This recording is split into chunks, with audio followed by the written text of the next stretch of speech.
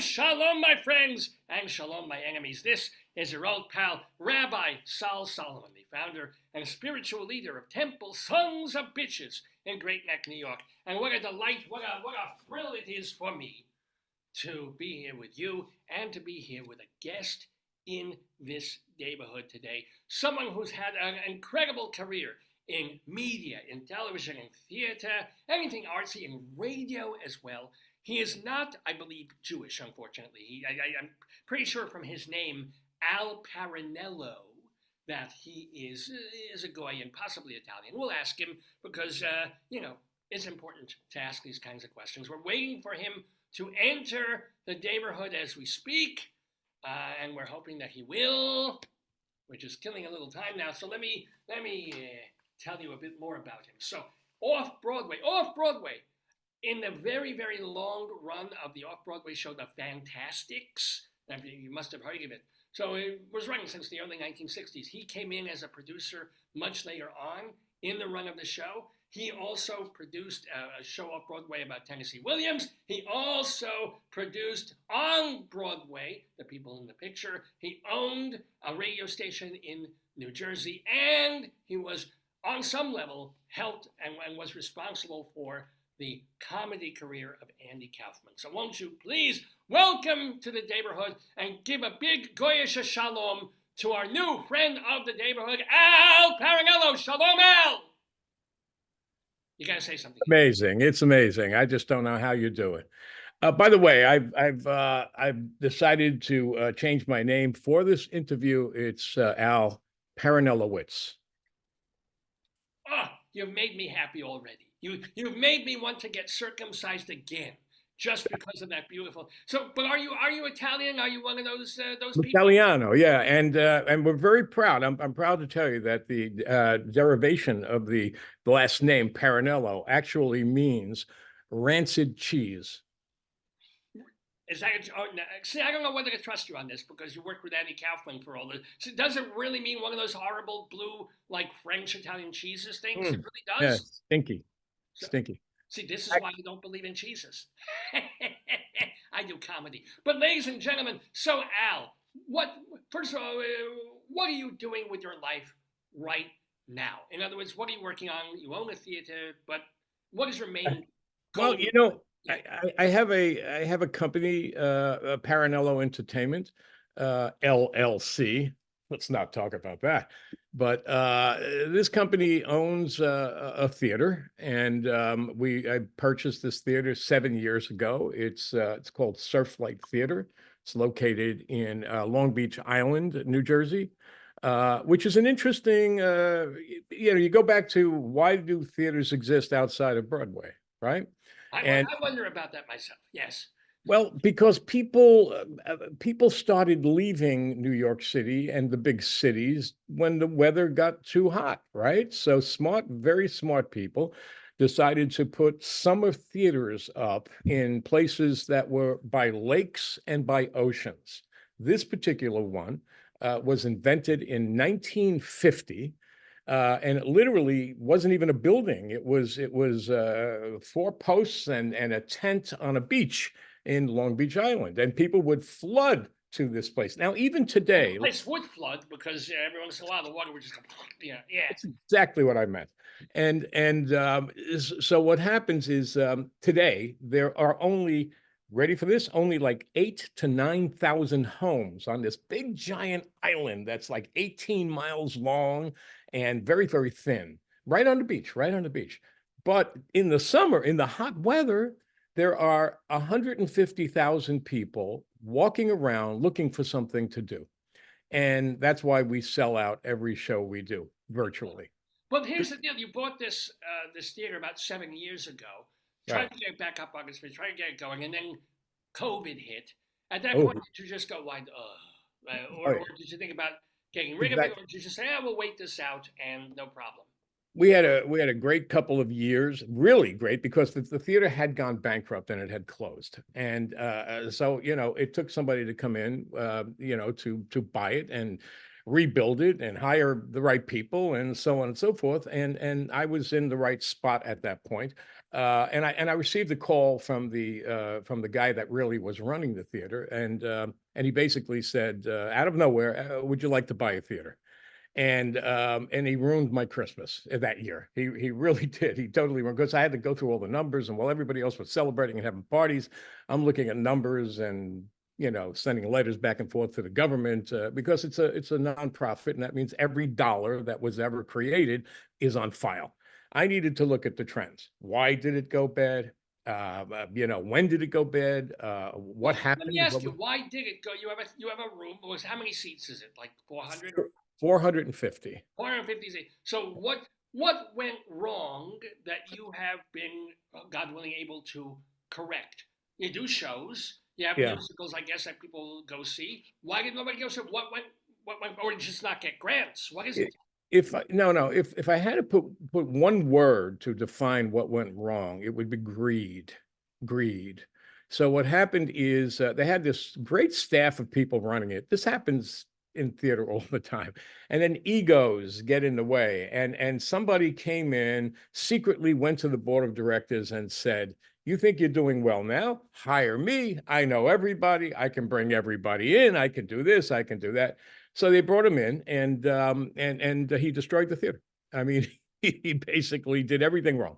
Everything. He raised the prices too high. He had people come in who were his friends, who weren't exactly wonderful at what they did, and suddenly money was missing, and it goes like that. So, and this was all, the evidence was there. You see, oh, look, growth, growth, growth under the old administration, and then suddenly, what's going on? No one's coming. But Why? is that greed, or is that just incompetence? It's like he threw money not into his own bank account, but he I, just. I, I I think incompetence was a part of it, but this was a person who just had an ego the size of heaven, and he just thought he was the answer to everything, and just destroyed the theater. So it sat empty for a couple of years, and that's when I got that fateful call. And I was, I thought, it wasn't exactly on my mind to do this, but I thought this would be, pretty good. I'm here to tell you that we're doing so well. It's absolutely absurd. Halavai, I would knock wood, but that's a Christian thing. So halavai, toy, toy, toy, toy through the fingers is what we spit through our fingers. That is, Parinellowitz. and well, there you go. We spit through the fingers not so much as a superstition, but to get the phlegm out. But my question though is, do you are you completely a rental house, or are you producing shows there, or what is your role, if you will, at Surflight?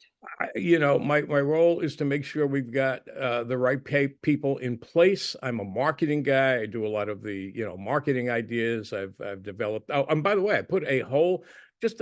I'm A hole. also I'm also a rabid reader, and I have an incredible library, and I've got over 3,000 actually autographed books by authors. This is just the thing I've been doing. So I decided I was going to put and it's the only one in the nation, and it's really, really rather cool.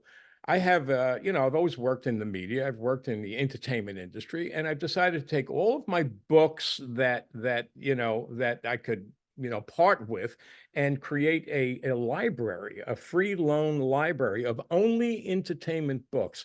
It's all we have, only entertainment. You're not going to read about history. You're not going to read about poetry. It's just entertainment industry. I don't know much about history, don't know much about biology, but I do know that this is enjoyable. So now, but you have a free lending library. That's not filling the coffers here. But what I'm saying is, when you do a musical, are Right. you involved, or do you just have people who? Planning stages only. I've got experts who do everything, and they, and they're fanatical about it. I mean, they are just their job is to make everybody who comes to see a show really smile, really happy, and continue to buy tickets. And that's the key to running a theater. And let me Uh, ask you, how much is a ticket, either a season ticket or a single ticket to a musical, a They show? range. Yeah, no, no. It's the top price, and this is a beautiful thing, is like $44 for a ticket.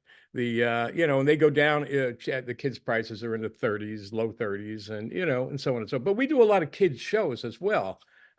This is a factory, you know. Our product is whatever appears on that stage, but it's a factory. While the actors, we hire all of our actors. We have dormitories. We put them up. They stay with us all season, right? So there were 55 people on stage and off stage. The you know, all of the technicians, so on and so. They all live at the theater. They make a commitment. We have contracts, and they're there with us for 3 months during the summer. And then we fill it in with shows that we buy and bring in, but those are concerts and comedy shows and things like that. Now So you have brought up this thing of concerts. You have produced a whole bunch of concerts in New Jersey and other places, and we're talking with like some pretty well known, everything from we Elvis to so yeah. I'll give you an idea of what I produced. And now a lot of these things, my radio station was an alternative rock station. Um, so we had, you know, we were able, because I'm a one guy owner and I don't have to report to a board of directors and a, you know, and a corporate headquarters and so on and so forth. We have ideas, we put them into effect almost immediately. And by the way, that is one of the keys to running a business, really, just to not have to deal with bureaucracy. And I have this notion in my mind that's always with me, and that is, Al, always depend on the negativity and the relaxing attitude of all of your competitors, because they don't care. They just get their salaries, and that's not, you know, they don't have to run their own budgets. They really don't. It's all about feeling free in business, and that's the way I've always done it. That's why I'm an entrepreneur. That's why I run my own businesses. Um, you know, all of this stuff started when I was a teenager. It really did. I was like a 14, 15-year-old. I was writing. I was a TV baby. That's really what I was, a TV baby. I Wait, you were love television. transvestite. And so I'm sorry? you were a transvestite, so you were a girl, or no, no. That's no, no, no, no. That's exactly it. Plus, I love television. There you go. That's what made you so Exactly. weird. Yeah. So And I'll go with this any way you want. good. Uh, so the bottom line is, I would write letters every year. I would write letters to to NBC, CBS, and ABC, and those letters would be really based on just my unique knowledge of what I was watching on TV. And I would say, by the way, I just read in TV Guide that you've got this new show. It stinks. I mean, it's not a good idea. It's ridiculous, and you should not do this. So And so, there's this bigot, and he's running the family. He's got his daughter with her husband living with. What? And it's based on an English show. Come up with something of your own. What kind exactly, and exactly. you're going to set another television comedy in the Korean War? Who wants to tune into the Korean War? I mean, just terrible ideas, you know. So thank you. So the bottom line is, when the show failed, which it always did, because I was pretty much always correct, I would write them another letter, and I would say, "I told you so. Why didn't you listen to me?" Do you But remember any of the programs that you bitched about? Do you remember? oh no, the list is too long. I don't have that in my memory banks any longer. That was. I mean, we're talking many years I ago. know it could But have been Pink Lady and Jeff. I mean, that was that was probably one of them. yeah. But so what happened? Animal. Yeah. When I got the letters back from like CBS, and I saw on the envelope CBS television, I began thinking to myself, I'm part of this industry. I'm really part of this industry. I'm going back and forth, and I'm getting mail. Now, this mail was coming back from secretaries, and 94 other people received that same letter that day. Thank you for your, you know, so on and so forth. But it didn't matter to me, because those little envelopes, I kept them. I still have them. The envelopes, just the, you know, and I didn't want the letters, because they never said, "Thank you very much for your idea. We'll consider it." They never said that. But that was my introduction to the world of television, and that stayed with me. My first job was at ABC Television. Doing And what? What did you do? I was in affiliate relations. I learned how the network worked. And then I was in charge of all of the ads that they couldn't sell. Oh, I would package and try to market in unique ways to get them sold, so that they could keep some of the profits, and ABC would keep most of the profits. So, right. you know, things Yeah, like all that. right. But I learned networking. Are you sure you're not Jewish? Okay. Yeah. Yeah, and from there it was just, a matter of looking around, and I found cable television. To me, cable television was coming. It didn't exist. I looked very, very seriously at it. I started writing letters to the government about this thing called satellite communications, which was going to change the entire industry. I brought it all into my head, and I thought, now how do I get involved in this stuff? So I just started writing letters again. I had all the information from the government about how the satellite works, and then I started one of my first jobs. I was selling advertising in the uptown New York City system, which was owned by Teleprompter at the time. So yeah, and I made the first beer commercial for the Knicks and Rangers game. And that was like big news to everyone because Schlitz beer was now advertising in Knicks and Rangers games. So little things like that just connected me. And then I started reading the first satellite was being launched. And I thought to myself, wow, I now have cable television experience.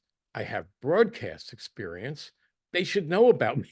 And I also had knowledge. I really had knowledge, technical knowledge of how these satellites work. These things are launched. They go into a geosynchronous orbit. Here's the Earth. Here's the satellite. As the Earth turns, the satellite's in the same direction. So the antenna would never get lost. You'd always be able to have a geosynchronous, and this was turned me on tremendously. So I started writing letters. Strange sex life there, but all right, okay, yes. That too. And the so the bottom line is I had an interview which I almost blew. It's the greatest interview of my life. And I'm sitting there, this guy, this old timer who's a wonderful, wonderful guy, is saying, so, we're looking for someone who can be aggressive and understands the cable industry, as that's me, and understands broadcasting, and that's me, and understands a little bit about that. That's me, satellite. I get it. And I was talking to him about satellites, and we sat there, and the interview was going fantastically well. And then all of a sudden, and this was a while ago, right? All of a sudden, he lights up a cigarette and he starts puffing the smoke. Now, I've had asthma as a child, and I'm thinking to myself, what do I do? I'm going to start, coughing. This is really, really bad. So and this is a unique part of my life. The story I'm telling was really, really something else. So I'm thinking to myself, this is going really well, but it's already getting in my nose. My head is getting clogged. I can't, I'm getting, I really was, and I said, I gotta do something. I just have to. So I said, excuse me, sir, would you kindly put the cigarette out so we can continue? Because I'm really starting to feel it. And he was very, very obliged. He obliged me. He said, oh my God, I'm sorry. But in the back of my head, I'm like, Al, you just blew this interview. This was the greatest interview of your life. This is the most important thing. You just blew it. And we ended the interview, and I shook hands, and I'm like, Al, you're such an idiot. Why did you do that? Why did you do this? Guy has your future in his hands. Anyway, I walked out very, very dejected in my own head, but I'm trying to act like, oh, nothing's wrong. I go home, I'm depressed. I'm depressed for 2 days, and the phone rings. You got the job. And I thought you were going to say he died of lung cancer, and then the next I hired you. It was a terrible funeral, but I survived. So what did you do for HBO and Showtime and I put him on the bird. I had high level meetings with the presidents and so on and so forth. And we sat down and I put together, I explained to them. I was the only guy in this country who was literally doing this routine. This is the Earth. This is the satellite. Boom, boom, boom, boom. Right. Technically, I had no idea how this stuff worked. But what I would do is because I'm not a technician, I don't understand the science. I understand the marketing. I could sell the concept. That's all it was. So then if there was doubt, I'd say, why don't you do this? Why don't you allow us to take you and the team up to where we have our uplinking facility? And we will show you, we'll put you on camera and we will show you a picture of you right here at the facility. And then right next to you, the picture as it comes down from the satellite. And it's like, wow, let's do it. Right there, you So, hang them. You hang them. you know, and I was interfacing with technical people all this time. I had enough knowledge to understand what would sell this. So we'd stand the president here. We take a picture of him. He's looking at himself on the TV. I said, all right, now it's going to go to the satellite. Ready? I'd hit it. Boom. The button goes up. 1/2 of a second later, boom, it comes down on the other screen. And So it's he like sees himself that. waving a half second later. Exactly. Yeah. Exactly. And that's how this was sold. That's honestly how the first one was HBO. The second one was Showtime. The Ted Turner, CNN, ESPN. ESPN was amazing. ESPN was absolutely amazing. That's my target. I have stars above that particular story, because as people began understanding in the industry that this stuff is working, and these new satellite dishes were going up all over the country. They were called earth stations back then, but now they're dishes. And yeah, right. So at any rate, I walked into. I got a phone call from a guy. His name is Bill Rasmussen. And Bill, one of the nicest people in the world, said, "I hear you're the guy to talk about to get to utilize a satellite for video." And I said, "Yeah. What do you have in mind?" He said, "Well, we're putting together a network, and for just for New England." And Bill was employed by a New England team, a sports team. And he thought satellite would be great. We can go all over New England, and everybody can, and satellite is an inexpensive way to go, because before that you had to buy terrestrial lines, a line from New York to Chicago, and then from Chicago to someplace else, and ultimately to Los Angeles. These things cost a lot of money, and it was all charged per mile per dollar. So it was very expensive. Satellite, up, down, boom, done. You just buy the part of the satellite called the transponder. You lease it, and it just throws the signal back down to an ellipsoidal beam that covers the entire country. So I said to Bill, I went to the meeting, and I said to him, "Why are you only going to use the satellite for New England?" And he said, "What do you mean?" And I said, "The satellite covers the country." And he said, "You mean to tell me for the same price, we can take our programming and go nationwide?" And it was one of those moments in life where he and his son was sitting there, Scott and Bill, and they were looking at each other, and they're like, we got to do this. We got to. Little did I know, and I'm going to expose something right here. Not I've on never, camera. Just yeah. Not that kind of a program. I'm so sorry. I forgot. I forgot who I was talking to, Your Highness. So the bottom line is, we shook hands, and they were excited about it, because now they figured out, if we can expand the programming, we don't only have to do New England, but ESPN was born that day. But here's the thing: what I didn't understand, is that these guys were broke. They had no they had no money. And you know why? But they sat me in this beautiful office. They gave me a nice lunch. They did all the nice stuff. I went back to RCA and I said, "These guys are great. They know the stuff. They're seriously, committed to the idea." I had no idea they were broke. But here's the story I'm exposing. ESPN, which is now a multi-billion-dollar international company, the largest sports network on earth, right? ESPN was born that day. And the reason it was born, and the reason I went back and told the executives at RCA, let's take these people seriously, because transponders were selling out at the set. Big companies were coming in, ABC, so on and so forth. So they went to a bank, and Bill had a credit card. And Bill slapped his credit card on the table and said to the woman behind the counter, "How much can I borrow on my credit card?" And the woman looked up his account, right? Looked up his account, and basically came back and said, "We can advance you $8,000." $8,000 they used to rent that office, to buy me lunch, and to do all the things, like make stationery, so on and so forth, to make this thing happen. And Where were they going to get the money to buy to rent the transponder? This is how you start a company. You go out and you tell your story. If you have a transponder, everybody is going to want to give you money. and they're going to want to invest in your company. They're going to want to, be part of this incredible vision that you have.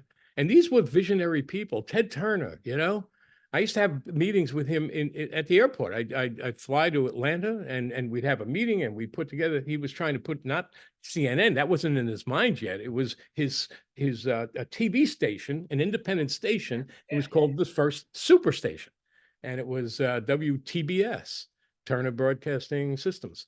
And but now he wanted to take this station and leapfrog it all over the country. And what we found out in going to the FCC and saying we want to do this is that it's not legal. You can't. The TV station owner cannot sell the signal outside of its signal area. That's where it was. But if he got a common carrier involved, that's another new words that that all these new things were developing, then it can happen. So I had to work with the common carrier to figure out the system and then apply to the FCC for the rights to do that. It was a big, Let me ask you. By the way, we're talking with Al PARINELLO here on Dave's Gone By on the neighborhood on this Shabbos morning, December 16th, 2023. I am Rabbi Sol Solomon, of course. Let me ask you though. So you were so ahead of the curve in terms of satellite, in terms of broadcasting and transponders and this and that.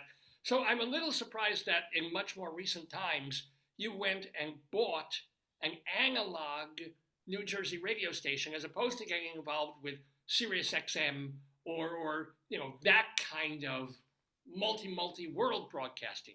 What was right. Yeah. So, being the entrepreneur that I was, by the way, that's all the great stuff that I was telling. It was fun. It was great. It was vibrant. It was growth. It was boom, boom, boom. But then I had a job, in a bureaucratic, room, and it was just like the nonsense of bureaucracy that just kept coming and coming. And what happened is I got this job at Warner, which was great, and I was now the satellite guy. I just sold 2 transponders to Warner, and one became Nickelodeon, and the other one became the movie channel. So that was how I got into programming, and that was great, and it was good. And we were opening Nickelodeon all over the country, and I was all over the place, and I was like, the happiest guy in the world. And then the nonsense started. It was like whoever was making the decisions decided we really now have to bring the real television people into this company. So they started hiring people from NBC and CBS and ABC, one of which became the president of this new division of Warner, producing all this stuff.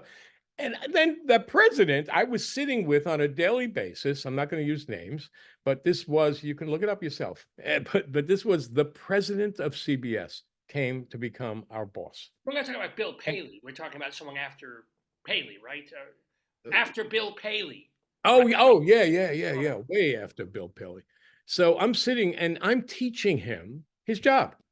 And here's how the satellite works. Here's how, the receiving works. Here's the expenses. This is what you need to know. Boom, I'm giving him a classroom stuff every day. And that was just the beginning of my misery. So then it was like he's calling his people from CBS in. Now we've got layers and layers and layers of bureaucracy. And they're paying me very well, but quite frankly, I was, became bored out of my mind because I was no longer, the visionary. I was no longer the guy that, it was now I had boss after boss after boss after boss. So now it's like, well, Al, I think we have to relegate your responsibilities and take this away from you. And I thought, okay, time to get out. Just time to get out. This is not where Al PARINELLO is going to spend his life. So I created the radio show. And the radio show was called Your Own Success, and it was all about the success stuff that I've always read about and learned in all my books and so on and so forth. And it was a great show. We started it on WMCA in New York City. Look at guys, yeah. And then it expanded. There's a whole story which I won't go into, but the bottom line is we got a call. We'd like to be your syndicator and take that show out to the world. So became we were. By the way, Anita, is that your lovely wife, or is it? I don't know. Did she pop in the picture? Tonight, or who was? Anita, Anita? Come over here. Say hi to these nice people. Hey, say hi. Say hi. Where Shalom. are you? Like, she's blonde. Anita? Oh, no, she's just running back. Hey, Hello. Where this are is you? my beautiful wife, Anita. Hello, beautiful wife, Anita. This Hi Shalom there. to you. I'm How this Rabbi are is Sol this Solomon. is Anita Parinellowitz and Al Parinellowitz. Hi, audience. Okay. She's the person who stood by me while all this nonsense was going on. She's a hero. She really is. Or Now, a let me hero. ask you, how long ago did you meet? When did you meet? How long you been together? All that stuff. Either one of you could. Take it. We met, we just celebrated our 50th anniversary. I know, we're old. And we went out 5 years before that. Yeah. Good. So do the God. math. So Yeah. it's a long time and I still love him. Amazing. This is astonishing too. I mean, I'm like this though why? with her. Yeah. What do you do? What are you? Anita's a retired teacher. She was No. a special ed teacher, which is why we get along so well. So wait.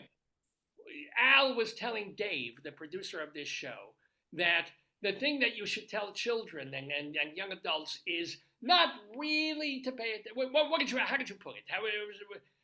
What did I say? I don't remember what It discussion. had to do for advice to kids. It's like don't pay attention to what they're actually telling you. Oh yeah, Take yeah. care of- Just treat them as adults. You know, I mean, the bottom line is we have 2 grandchildren now, and Oh, goodbye.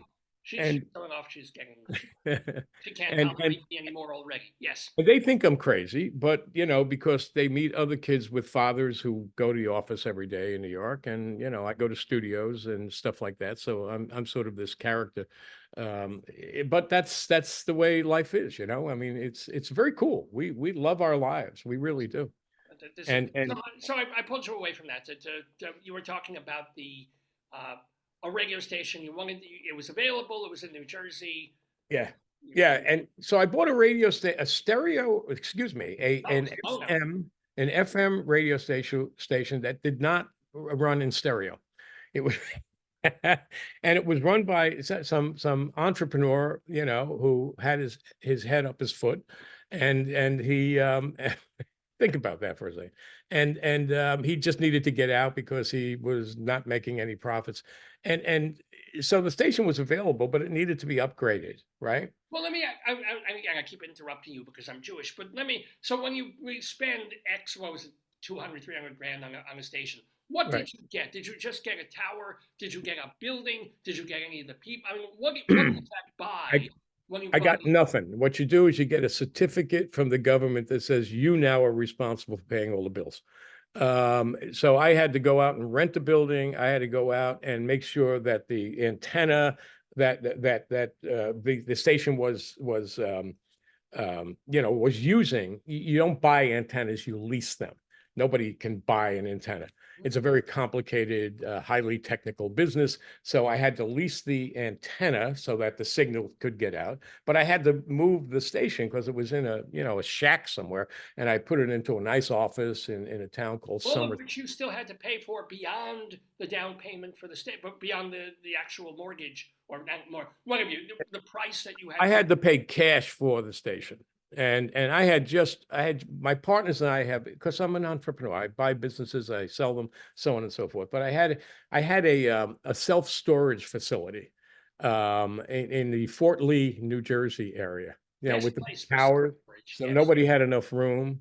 And we converted this building that was a dress factory. We converted it into a self-storage facility, and we had 501 units from 5x5s to 20x20s.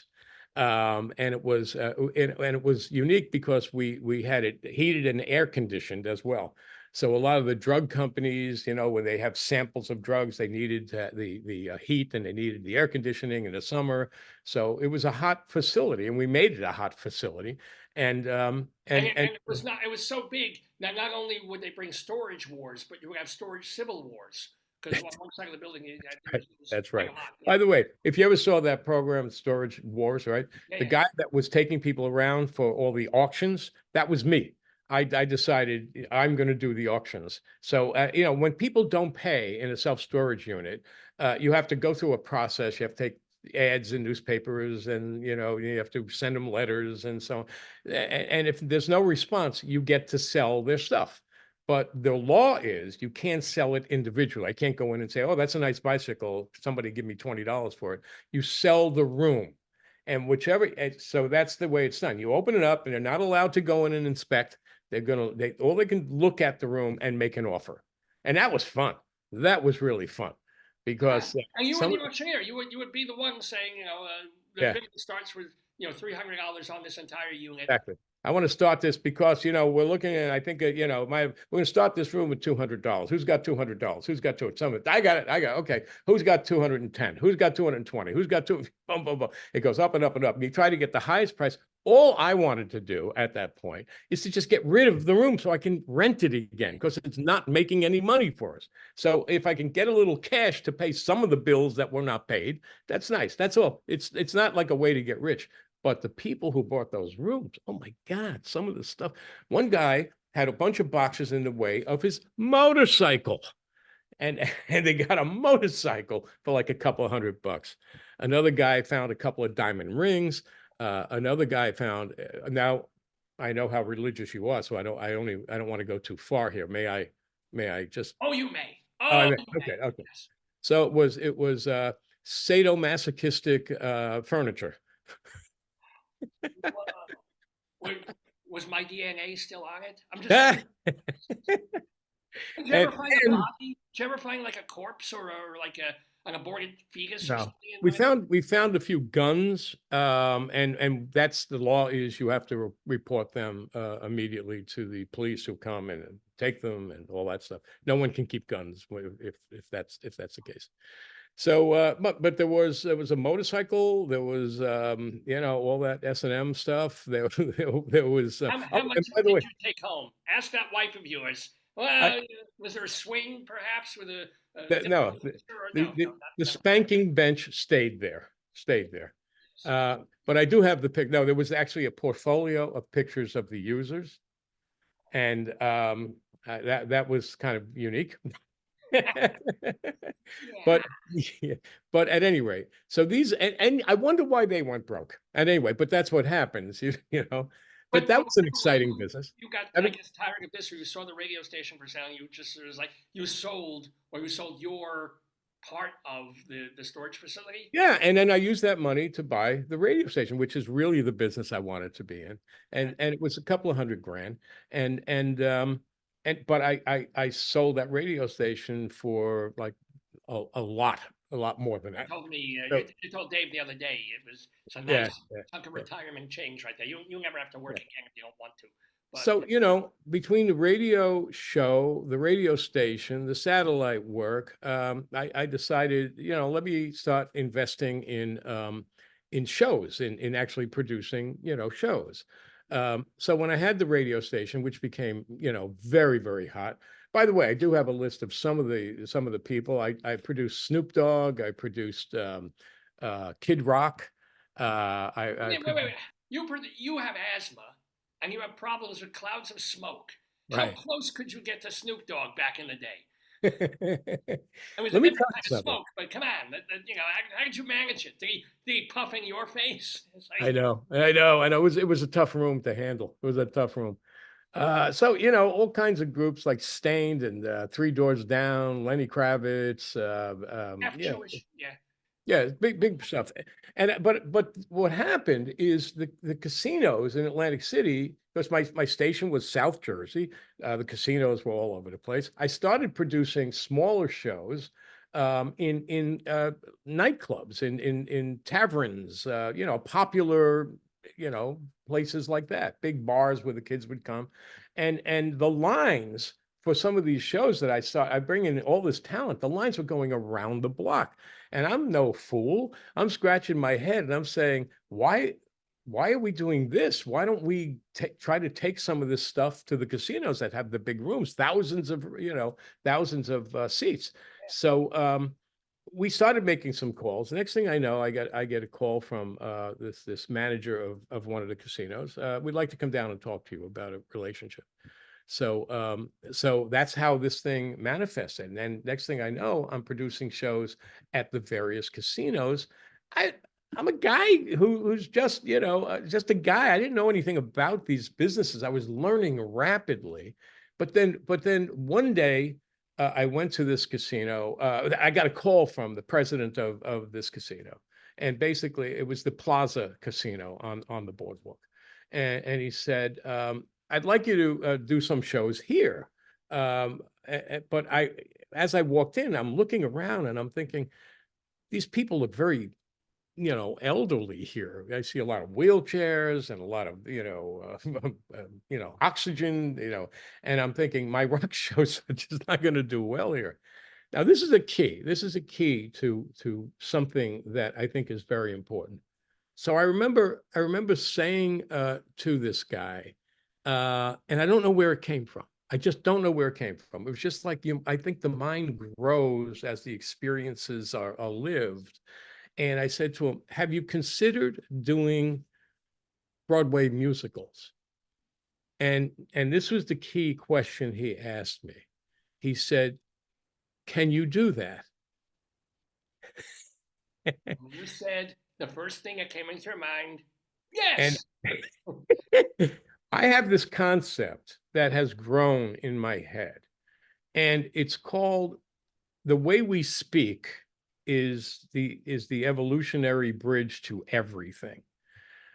So the concept that I built that I utilize often is to speak in the assumed tense, not the present tense, the assumed tense. You know what you know back here. You know who you know back here. You have it all. It's there. Your brain makes the decision for you. It clicks in the assumed tense. My answer to his question was, yes, I could do that. I wasn't lying. I was knowing who I knew, what I knew, and answered brilliantly. Yes, I can do that. And he said, well, he said, if you can do that, that makes more sense. Because I said, I think you're too old for a rock And you're not concert. bringing Right? stage. Yeah. Maybe Joan So, Baez, maybe Tom Jones, you could bring them in. That'd be well, great. that answer became a 2-year, the rest of my life. I started, it took me about 9 months to get this started because of the bureaucracy and, all the And they other realized stuff. that. You warned them, look, I can't do it next month. No, If we do no, this, it's gonna take, yeah. I had to assemble the pieces. But the funny thing is, I started thinking, who can help me do this in my list of names and people I've acquired along the way. So over and over, I heard people say, Al, you really don't have to reinvent the wheel. There's a theater in Long Beach Island who is doing this already. Why don't you just go up there, talk with them, and do a relationship? Just relate with them. But Surflight wasn't bringing in equity national tours the way a casino would. Surflight was, I thought they were doing kind of their own Didn't thing. matter. It didn't matter. They were putting Broadway musicals together on a regular basis, and they were doing well with it. That was in the days This they is were before doing that, well. right? Okay, yeah. So I went up and I sat down with their artistic director, and I said, I have an opportunity to really do a big deal down in Atlantic City. I've never produced a Broadway musical in my life. You do it every day. Let's partner. Let's work out a deal. I'm the producer. You produce. You're the line producer. Yeah, okay, got it. Yeah. And Nice, well, yeah. they don't know him from a hole in the wall, but they knew all the work I was doing. I had to be the top billing guy. So So we they made, just bring the shows they were doing at Surflight into, and no, you had to be bigger than that, yeah, right? yeah, that was my learning curve, I mean, my assumption was, hey, they'd finish up a show there, they bring it down here. No, it wasn't that simple. We had to recreate. And what we did through them is we did all of our hiring, all of our casting in New York City. We had a special dispensation arranged with the rights, to get the rights and to use some equity, most equity people to put we reinvented the wheel. We literally negotiated a whole new way. They loved it because actors would get more work. That's all. That's what they cared about. They'd I be loved on the shore in New Jersey in July and August. It's like, why not? You know, yeah. exactly, Although exactly. actually, Atlantic City wouldn't be. That would be any time of year. That's Exactly, kind of the point. exactly. But So it was, it really was a, you know, a great relationship. And that's the guy who called me so many years later, 7 years ago, and said, Al, would you like to buy a theater? And I thought, yes, because I know these people, I know this theater. It's a beautiful, beautiful theater. I mean, really, it's gorgeous. It's all being reshingled now, you know.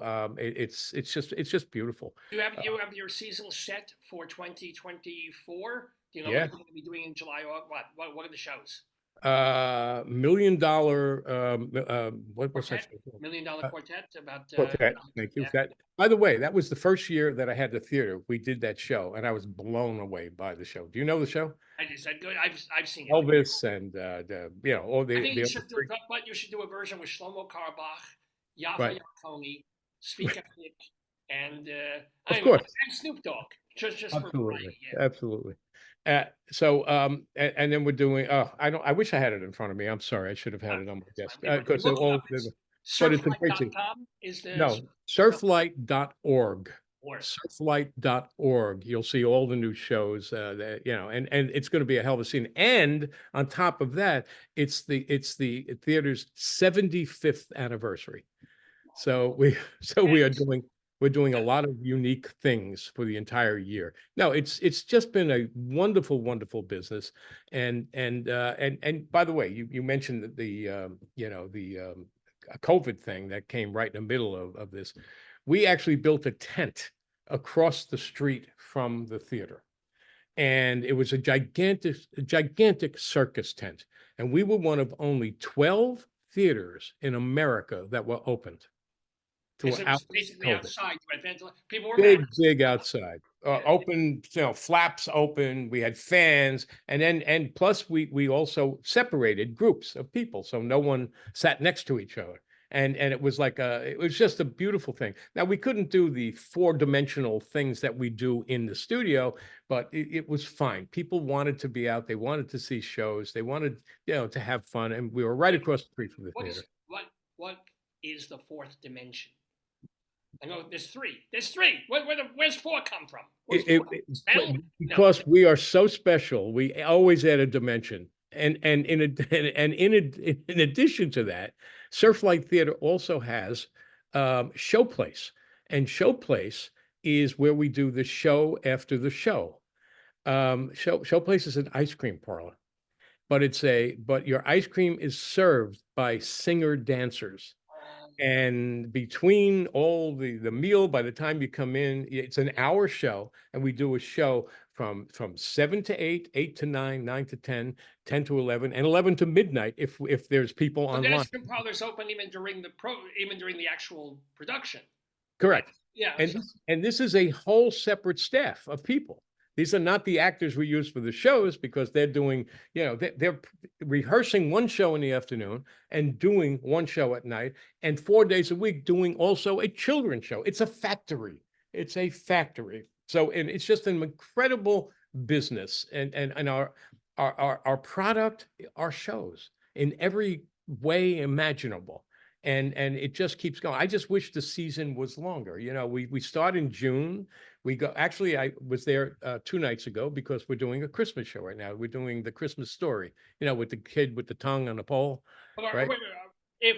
How's the weather? Are you able to do? Are there people? Well, we are loading up. It's like people come in just for the Christmas, you know, show. They come, and we do 2 weeks. If you can do that, why not do a season all year long, or is that just not feasible? No, because people go home. They go live their lives. It's you know, I mean, there's not enough people on the island to support it. Or it's filled with second homes. So people from Philadelphia, from New York City have second homes in Long Beach Island. I live in Bergen County. Bergen County is the zip code for Bergen County is the third largest second home owners of Long Beach Island.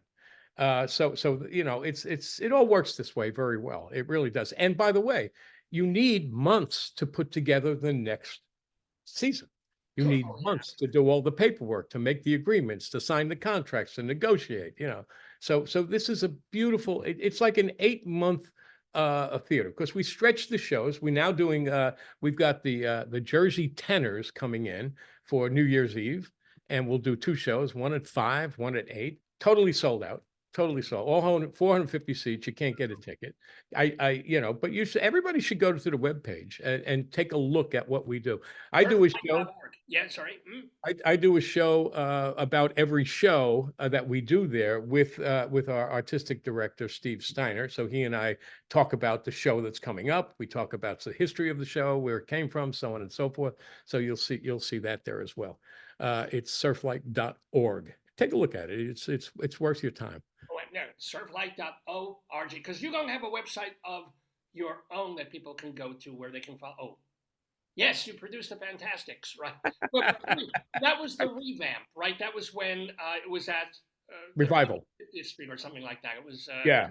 It was the what's that? Snapple. It was the Snapple Theater for a while, yeah. and now it then became the New York Theater. Was that worth it? But did you get enough customers to come back to the Fantasticks during that? Because it ran a while, long after it closed at the on Sullivan Street. So right. Was it a good? Did it work out well? Well, what happened is the answer is yes and no. You know, we had full days, 2-3 days a week. Audience was sparse some of the nights. You know what the biggest problem was? The biggest problem was the fact that Broadway started using laser beams and waterfalls, and that's what people went to see. They went to see the incredible big giant productions with, you know, with all kinds of special effects and lights and zoom, and, you know, and then the Fantasticks is exactly the opposite. It's a small Peggy and a harp, you know, essentially. Yeah. But here's the deal. That's you can say that, but since Miss Saigon and the Falling Chandelier of Phantom, I mean, that was the 80s. So to say that 25 years later, it's still people are going to for the sis boom Broadway. I mean, they had been for a long time. It's not right. But the Fantasticks to me were one of the greatest moments of my life, because I love that show so much. When I was a kid, back, I guess I was, I don't know, 15 or something. My mother and father divorced, and my father remarried, and she was a unique lady. And she decided that for their wedding, they would not do the traditional thing, but rather they would, she bought the theater out. It was a small theater, the Sullivan Street Theater, right? 111 seats, I think it was. And that's where and she took me there, and I was like, I play stickball in the afternoon. Who needs a show, you know? And I was just like, I sat there and I watched this small show, and it had such an incredible effect on the rest of my life. It really, really did. It was just like, what is happening on that stage? I can't believe it. It was just a beautiful event. I'll never forget it. So we started going when Anita and I met. My thing, by the way, is as I was going, I was dating, you know, these ladies. I would take them to see the Fantastic. This was always the first date. It was always the first date. Every single, my God. Yeah. On Tinder like 4 times a week. Hey, let's go see. You know, what show we're going to see. But the more I saw the show, the more I fell in love with it. It was endearing to me. It was like, what is this? The words were so beautiful. The simple attitude of the show, you know, and to mold it around moonlight and sunlight. How simple and wonderful and beautiful is that? So I was like enamored by it. I started playing it on my harmonica. I was just like, no, I'm a harmonica player, and I'm thinking these songs. I mean, try to remember. I mean, I'm trying, but I can't. But no, I can't. No, how about the classic of all classics? Plant a radish, get a radish, not a sauerkraut. Da, da, da, da, da, da, da, da. That's what life's about. I mean, yes. That's right. It Now, was just, you just must beautiful. have known our late friend of the neighborhood who was on this program a couple of years ago, who was in the show late in life. You must have known Tom Well, Jones. and oh, yeah. Oh, you're asking me, have I met Tom Jones? Do Oh, I of know? course, you met. You were producing the show. You must have. He was playing Absolutely. the And he was character. playing the part, sure. Yeah, yeah. And it's funny, humor is always important to me. And Tom and I were buddies, we knew each other. We sat down, talked, had many discussions together. I love the guy. As I did his associate. And as a matter of fact, when I had my radio show, back to WMCA, back to doing the local show on radio, I loved the Fantasticks so much that I called one day and I said, look, I do this radio show on WMCA. I love your show. I'd like to do something every week on the Fantastics. And they said, hold on, let me put, and they put, and they put Harvey Schmidt got on the line. What would you like to do? yeah, Harvey. So, and Harvey and Tom, I had them come to the studio at WMCA. We played the songs from the Fantastics, and we announced that every week there would be a Fantastics contest, and we would give away tickets to the Fantastics, right? So, I incorporated that into my life way back then. I love this show so much. I didn't do this out of any other reason except I loved that show. I dedicated my life to that show. When I got the call, that they were wondering if I'd be interested in producing it as the lead producer for the show, I was like a kid. I was like a kid on Christmas morning, So Hanukkah. I thought Catherine Russell, but maybe she was just the landlord of the. Yeah, she was the person who basically assembled it. She inherited it from the production, and she was loaded with other work, and she needed a producer. Library. So let So, me ask you though. So excuse you me. made the decision to invest in that. You also on Broadway invested in or produced or Right. a show called The People in the Picture, Correct. which I unfortunately did not get to see, even though it Oh, was. man, it's I mean, wonderful. did not. I got some good reviews, and the people I know who saw it said it was really, really good. But you must have known it was not going to be financially successful. So did you just do it for love, or I did it for love. I lost money on it, and I lost more money on it than I've lost on anything. But I have zero regrets. I mean, nobody wants to lose money, but the bottom line is I got to produce a Broadway musical. I got to sit throughout the entire, I mean, I never knew what this was like. It was a party every night. It was serious discussions with some of the biggest players in the marketplace. I mean, what gets more exciting than being part of that? I mean, a real part of that whole process. It's like being invited to the Super Bowl and sitting in the front seat. It was just an amazing experience. And I also have this definition of success that has evolved over time. My definition of success is, and I'm talking about financial success, not personal success, is um, losing $1 million and then making it back again. It's it's just that simple, and and I'm not sure there's not a lot of people who have experienced that. if I lost $1 million, I would not live long enough to make it back again. You would see me with two razor blades in the bottom of the Hudson River, and just 990,000. Okay, I can kind of Yeah, right. But hitting that 1 million mark. I'm like, no, done. Do you think you so would invest? Last question for Al PARINELLO, because we're coming up on a full hour here. It's been absolutely delightful. But would you invest in theater again? Would you do it like my show? Would you invest in theater again, like my show?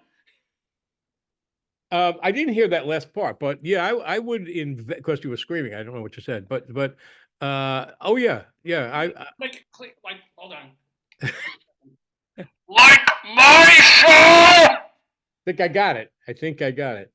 So let's get this straightened out. I'm not any longer in need of losing $1 million. You know, I've been that Well, I road. could do that for you. I could lose $500,000 in very quickly for you. I'm an investor. I like to take a look at a lot of things. I do look at a lot of things, and I pass on most of them. You know, you got to have a heart, and something's got to generate some excitement, and that's how that's how I take on projects. But if anybody out there has a project that seems to be interesting, you have a neck injury there. Yeah, yes, You and need. And you know what we didn't talk about? It's a shame. We didn't talk about what the hell is that? Oh my God, we didn't get to Andy Kaufman. what's the matter with you? What's wrong with you? Everything. Holy crap! Yeah. How did we not get to That's me on the camera, by the way. over? And that's Your father brought you into the studio, but is that Kaufman behind the or yeah, no? that's Kaufman's head right there. Yeah, that was I produced his show at college. So that's at Graham Junior College, the broadcasting college So up that's in not Boston. dyslexic. It wasn't WCBS. That's actually WCSB. Cambridge School Broadcasting. What did he do in that first? Um, when you produced him did he do just stand up? Did he do weird stand up? Was it? No, he didn't do any stand up. He did a show from the TV studios there called Uncle Andy's Funhouse. And I Uncle remember Andy's that though, but did that get viral or did he do it in a different way, larger as he got well known? he there was a TV special that ABC television did called Andy Kaufman's Funhouse. That's where it came from. But I was his producer, his writer, and his cameraman, and everything else. And we became really good buddies. And yeah. And you should have me back, and we'll do a half an hour on Andy Kaufman. I Well, got let's do 5 minutes on Andy Kaufman now, because I promised this and I talked about this before. yeah, no. If you have the 5 minutes, So sure. tell us an Andy Kaufman anecdote story that wasn't in the Milos Forman movie, like Right. Yeah. Actually, there is a new documentary coming out about Andy, and I told this. I don't know if they're going to use it, but I sat in the studio for half a day and told them a lot of stories about Andy. But this is a unique story. So we're standing outside the dormitory up in Boston, one of the major dormitories. This was a very wealthy school, had big giant buildings that were hotels that were acquired by the school. Boom, boom, boom. And I'm there with two friends, and we're just talking. Andy, I was 22 years old, I guess, something like that. Maybe not even that old. I don't know, around there. And it was 1971. Um, so so we're standing there talking, and Andy comes by and he goes, "Hey guys, I found out how to pick up chicks. It is so simple. Do you guys want to learn?" And Hold on. Did you just say yes? that's how it sounded. So we are three naive guys, and Andy says, "You're not going to believe this. You are not going to believe this. This works so effectively. You want to do it?" I said, "Yeah, sure, let's do it." Now in Kenmore Square, where the big Citgo sign is up there, there was this bus terminal right there. It's not there any longer, but there was this bus terminal. That was like this big wide street, and the buses would come in, pick up people, and take them all over the place. So he said, I discovered this, and it works like a gem. It's unbelievable." I said, "Okay, let's do it. Let's go." So we walked down to the bus terminal, and Andy says, you just watch what I do. Stand back a little bit so that people don't know we're together. Just watch this. When the bus comes in, I'm going to pick out a girl as she walks off. I have no idea who's on these buses. This is not a setup. So I'm just watch what I do. It's amazing. Now it was like raining out a little bit, a little damp, right? So it was overcast, and rain was on and off. So a bus pulls in. So he's like, watch. And he goes over to the door of the bus. And as people start coming off, he waits for a young, attractive, tall girl girls had to be tall. I don't know if that's one thing about Andy that you just needed to know.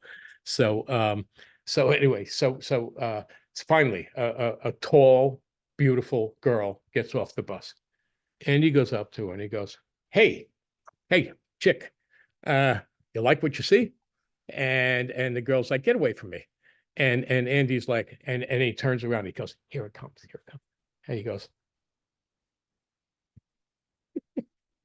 and the girl's like, "What?" And he goes, he said, he turns around, "That's the trick, that's the trick." And the girls are like, "Get away from me," and hitting him with the umbrella and pushing him away. And he's like, no, it's not working yet. Hold it. And he's doing the click sound. And these girls are just humiliating him. Tell him, "Get away from me, you creep. Get away from me." And he's like, "Wait a minute, look." He wouldn't stop doing it. He just would not stop doing it. And he's like, all right, hold, somebody else. It was just like 40 people on the bus. Another beautiful, tall chick comes out. He's like, "Hey, how you doing?" And he's like, "Hi." And he's like, "Hey."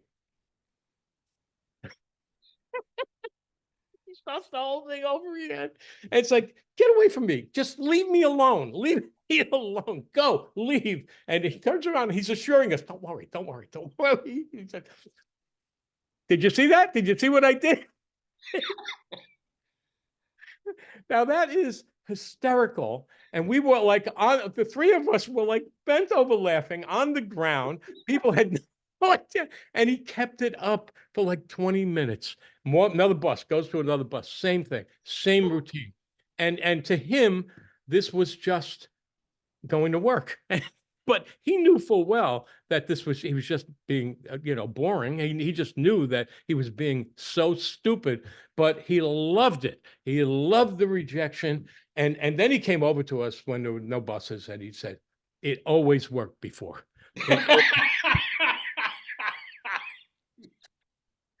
That's it. And nobody knows that story. They'll see it in the documentary. Oh, I hope they put that in the doc, because that is a fantastic.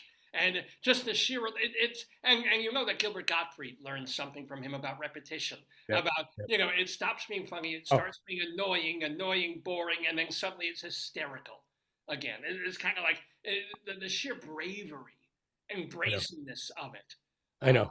That is kind of brilliant. That's what. Wow. Yeah.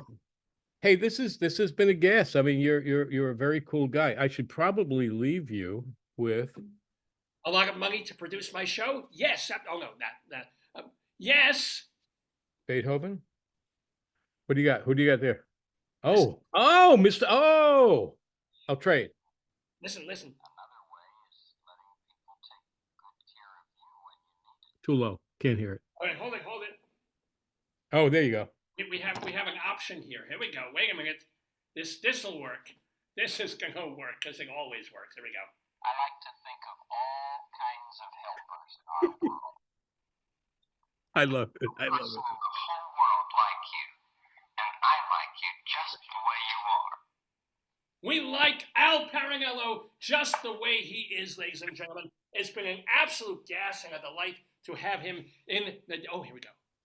Play us out. Wait, hold it, it's not. No, you're not getting it? I have the thing set on Zoom so that music. All right. It's not allowing any music to come through. God damn it! Damn it. See, this is what it means to be Jewish, where everything goes great and then one thing goes wrong and it ruins everything. But it looked good to see you blowing into the thing. What is it? Why do you have that? What is that? Do you remember I told you I collect terrible things and give them to people? Yes. This is one of them. I got it for you. This is napkins in the form of her dress that you put it on the table so people can withdraw their own napkin, and it's useless. And somebody thought this was a product that would sell. And I buy these things, these stupidest things I can find, and give them away as Christmas gifts. And this is one of them. and it's It's one not of my useless. favorites. It's a useful item. It's just stupid. But it is useful. It is practical. It is. Do you But have isn't that that for someone with toilet paper? Because But look at that beautiful face. all right, Look at I that. could pick her up at a Look bus at stop. Yeah, look at those gloves. yeah. And look at those napkins. At least they got used. That's all I can. That's all There you go. There you go. So listen, this has been a pleasure. Yes. I love talking with you. I hope we can do it again. Yes, And please come and back I to the thank you neighborhood. for having me on. Everybody, please also go to surflight.org to find out the season that's going to be coming up for Surflight Theater out in New Jersey. And everybody, please give a very warm thank you to our brand new friend in the neighborhood, Al PARINELLOwitz. What a delight, what a joy. Health to you, much more success. And of course, we will be talking about your producing Shalom Dammit, An Evening with Me at Surflight Theater, and then eventually at the O2 in Wembley Stadium. Just say, think small, take the risk. Shalom to you. Have a wonderful holiday season. Thank you. Be well. Bye.